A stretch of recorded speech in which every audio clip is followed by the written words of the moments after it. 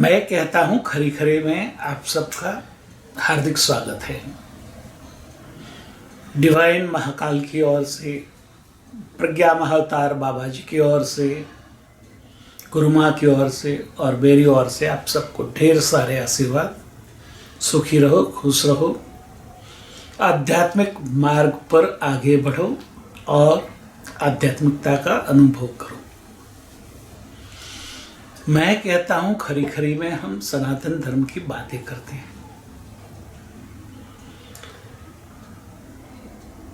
इसके पहले हमने गुरु के बारे में बात की थी।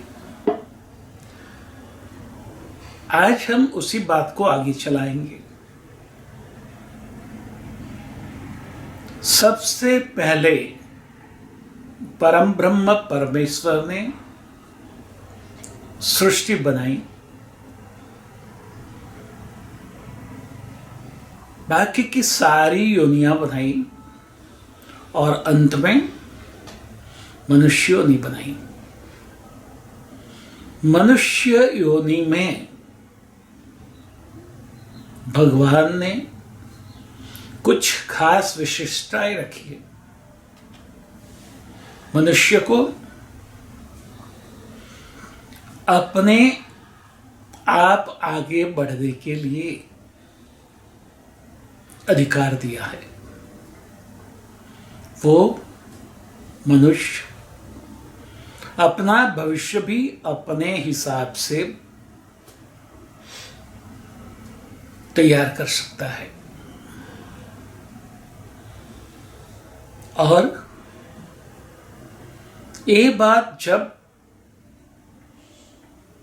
हमारे ऋषि मुनियों को समझ में आई तब उन्होंने इसी बात को गुप्त रखी। सबसे पहले 3 गुरु थे। बृहस्पति जी देवों के गुरु, अगस्त्य ऋषि जी मानवों के गुरु और शुक्राचार्य जी दानवों के गुरु। ये तीनों गुरु अमर थे, अमर है और अमर रहेंगे, क्योंकि वो तीनों अमर होने की विद्या जानते थे। बृहस्पति जी ने देवों को अमर होने की विद्या सिखाई और देव अमर हो गए। बृहस्पति जी जानते थे कि देव ये विद्या का पूरे विश्व के नहीं बल्कि पूरे ब्रह्मांड के कल्याण के लिए वो खर्चेंगे और देव अमर हो गए।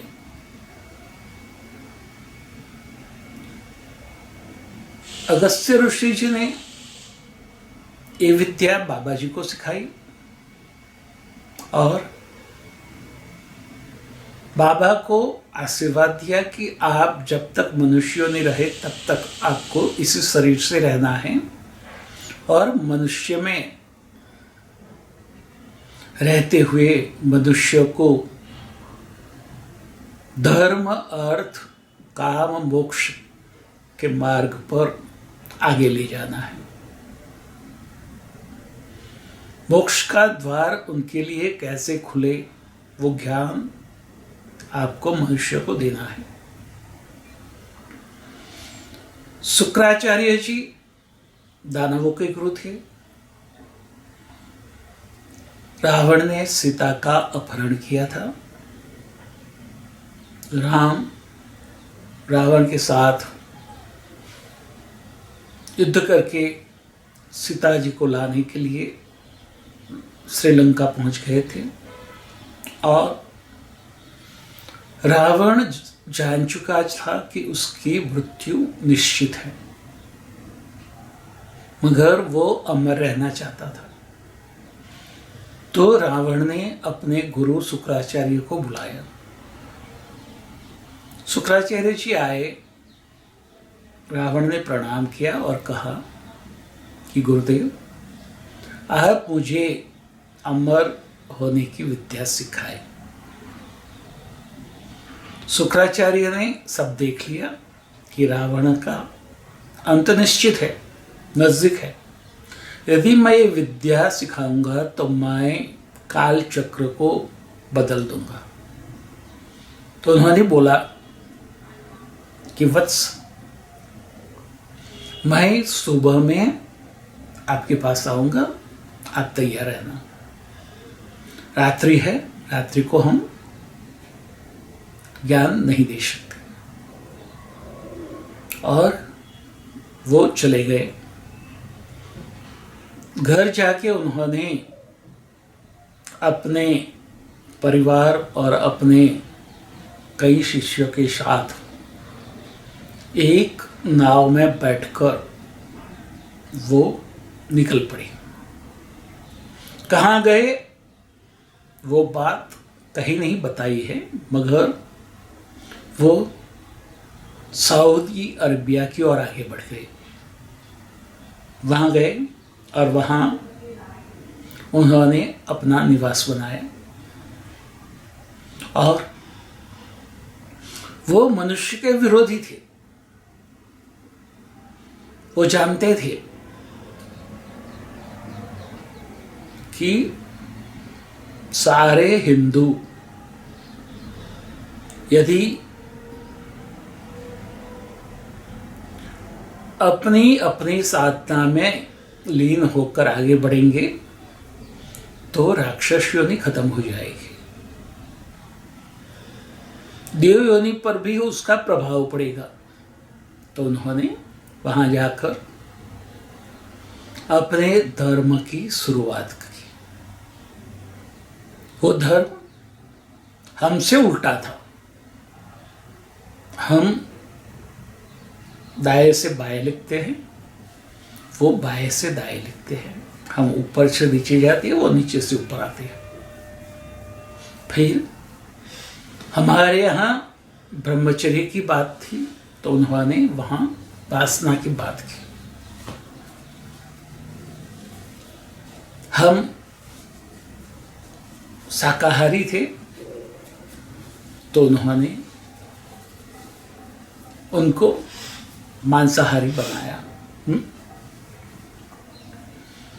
सारी बातें हमसे उल्टी। हम सूर्य को पूजते हैं तो उन्होंने चांद तारे को पूजने का महात्म्य दिया। हम पूर्व में प्रार्थना करते हैं तो उन्होंने पश्चिम में देखकर प्रार्थना करने का अधिकार देकर पश्चिम के मूर्ख के प्रार्थना करने की शुरुआत की। आप जो भी करो अपने विकास के लिए करते हैं, मगर हमारे विकास में षड्रिपु हमें परेशान करते हैं और हम वो षड्रिपु से दूर होने की बात करते हैं। तो शुक्राचार्य जी वो षड्रिपु को स्वीकारने की बात करते हैं, उसमें लगे रहो। और आप समझ चुके होंगे कि वो संप्रदाय कौन सा है। वो संप्रदाय के जनक शुक्राचार्य है। और उसके बाद राम ने रावण के साथ युद्ध किया, रावण को उन्होंने हराया, मारा और सीता जी को लेके पुष्पक विमान में बैठ के वो अयोध्या आए। और क्या हुआ वो तो हम जानते हैं, मगर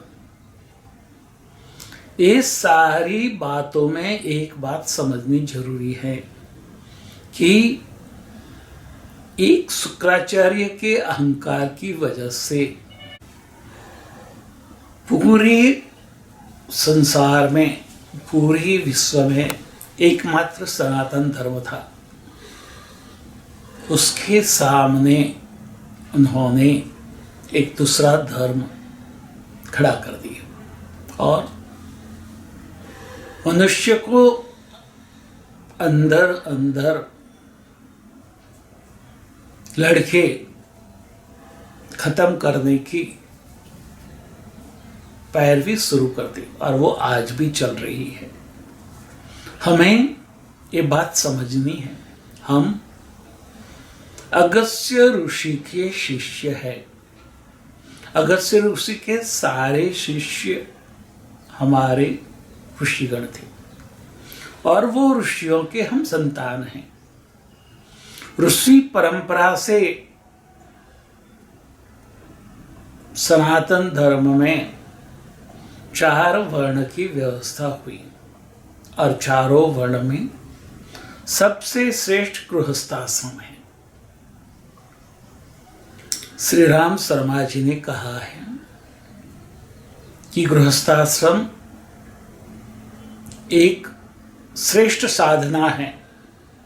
यदि आप गृहस्थ जीवन में रहते रहते अपने साथ जो अपना परिवार है, वो परिवार के सभ्यों की सारी जरूरियात पूर्ण करते हुए आप सिर्फ आपके गुरुजन का और इष्टदेव का आभार ही मानेंगे तो भी आपकी साधना सर्वश्रेष्ठ है।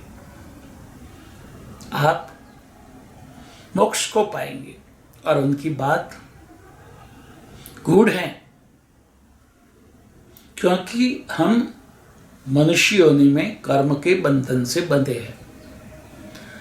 सबसे पहला नजदीक का ऋणानुबंध है हमारे परिवार का और परिवार के सारे सभ्यों के प्रति हमारा जो ऋणानुबंध है वो यदि हम खत्म कर देते हैं तो हम मोक्ष की ओर आगे बढ़ जाते हैं और देवयोनि में चले जाते हैं।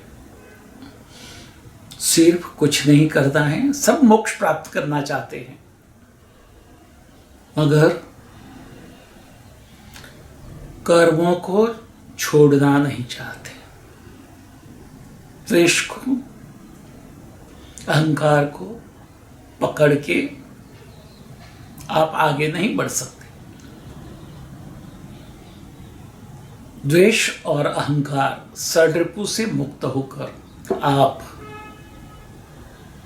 अपने कर्म करते जाओ और कर्मों के बंधन से मुक्त होते होते मोक्ष के द्वार में प्रवेश कर देंगे। कब वो पता भी नहीं चलेगा। आगे बढ़ता है, उसके लिए कोई साधना करने की जरूरत नहीं है। सिर्फ अपना जो धर्म है, फर्ज है, कर्तव्य हैं, वो निभा दीजिए। उससे भागो मत। उससे भागना भागेड़ू वृत्ति है और वो हमें कर्म के बंधन में और उलझाता है। यदि आप अपने परिवार को छोड़कर अपने मोक्ष के लिए सन्यासी बन गए, साधु बन गए, तो आपकी परिवार के सारे स्वजन आपको कोसेंगे, आपके प्रति घृणा करेंगे, आपको शाप भी देंगे और वो सारी बातें आपको उलझा देगी, मोक्ष प्राप्ति में हर्डल्स पैदा करेगी। तो बाबा जी कहते हैं कि यदि आपको मोक्ष प्राप्त करना है तो जिसके जिसके प्रति आपका कर्म का ऋणानुबंध है उसको पूरा करो।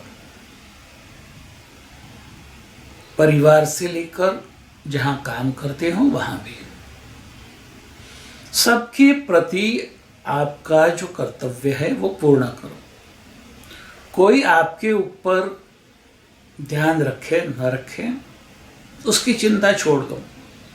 सिर्फ अपने साथ प्रामाणिक रहकर अपने कर्मों को अदा करो। आपका मोक्ष निश्चित है। ये मेरे सिद्ध गुरु का वचन है। उसको स्वीकार करो और मोक्ष की ओर आगे बढ़ो।